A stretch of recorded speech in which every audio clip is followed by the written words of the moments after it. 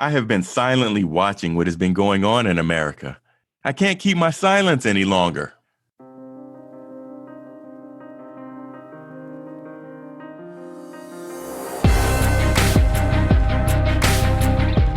Welcome to the Licensed to Live show, where professionals, doctors, champions, VIPs, attorneys, and those in public office discover strategies that help you restart and gain what is lost when you find yourself accused. If another has doubted your integrity, questioned your credentials, or caused your actions to come under scrutiny, you are in the right place.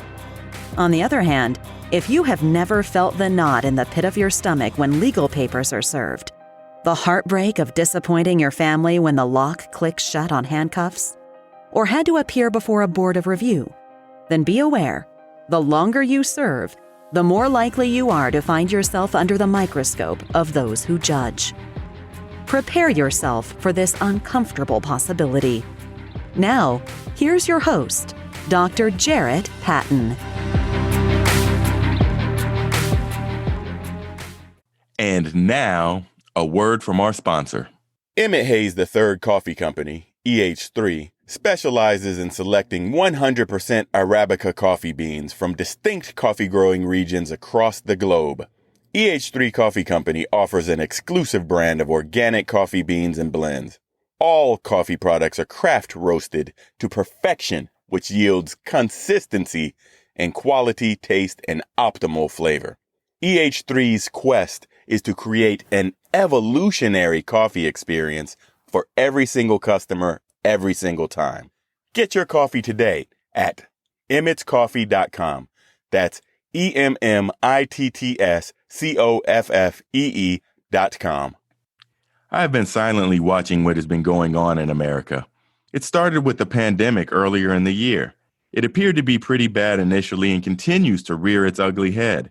I've watched as physicians, doctors, dentists, nurses, and more have lost their jobs due to the economic hardships of COVID-19 or speaking up to protect their own rights. I had a series of 4 episodes devoted to COVID and the associated perils early in the pandemic when activity was high on the East Coast in New York, New Jersey, Connecticut, and Pennsylvania, where I reside. As things get better in the states that were affected earlier, things are taking a turn for the worse in many states that weren't impacted heavily initially and have reopened already. I'll be sure to remix those episodes for any of you that have missed them so that you have it at the top of your podcast list so you can remain prepared.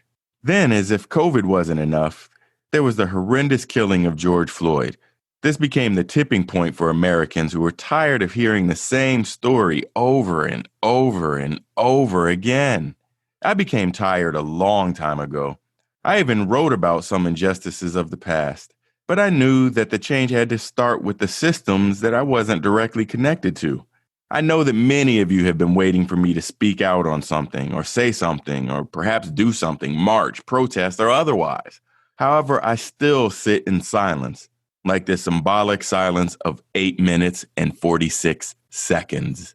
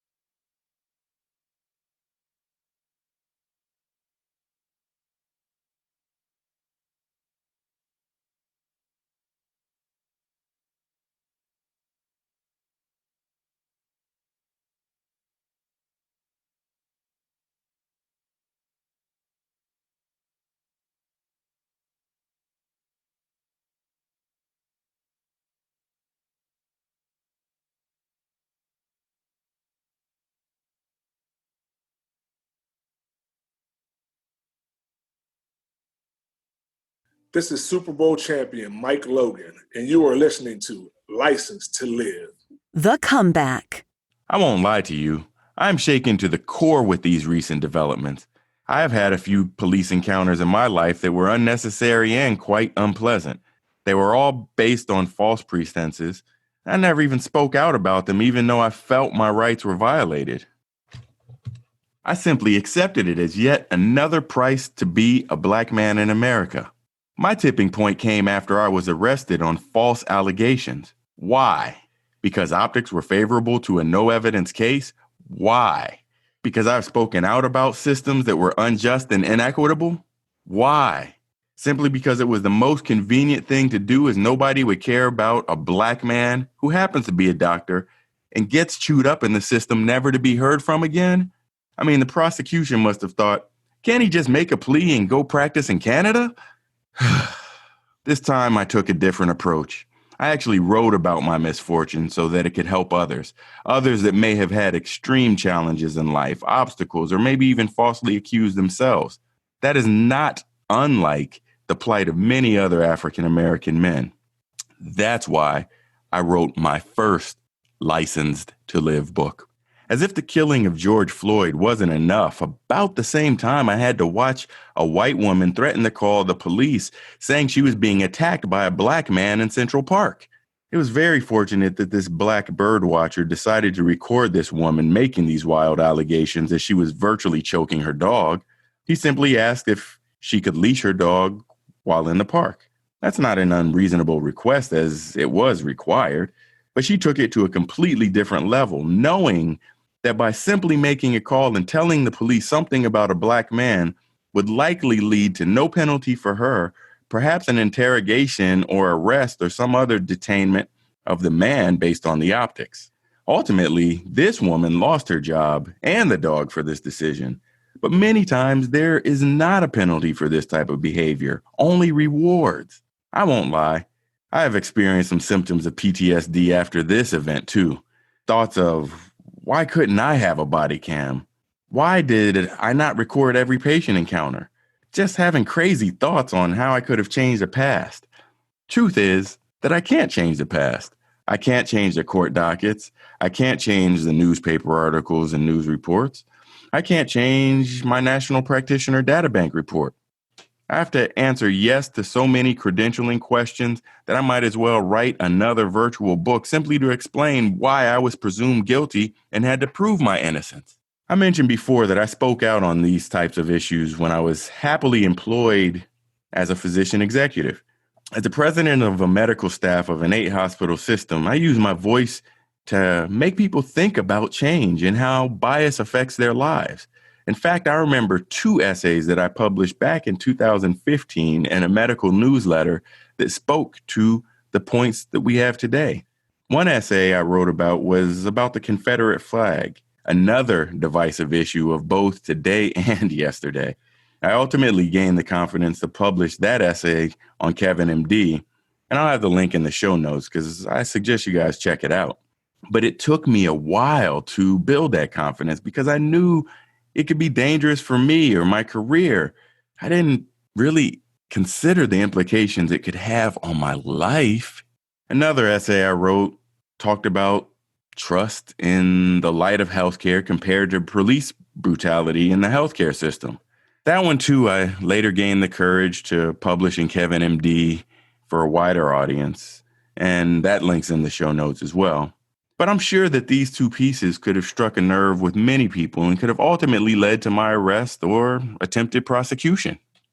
I know that simply by airing this episode, there's a risk that it may adversely affect my businesses and perhaps make me have to start all over again.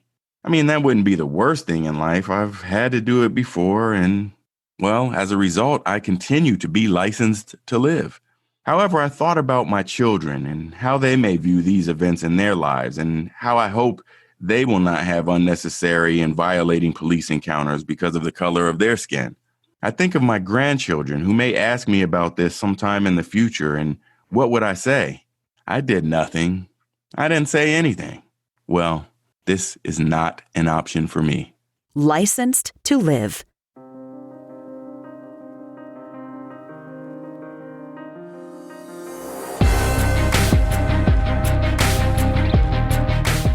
No matter how disheartening the moment of accusation sounds, how deep the pain of immobilization stabs, or how bleak your future looks, no one can take away your license to live. Keep Dr. Jarret's expertise handy and unlock your future. Go to Apple Podcasts, Google Podcasts, or another podcast player and subscribe right now to Licensed to Live. See you next time.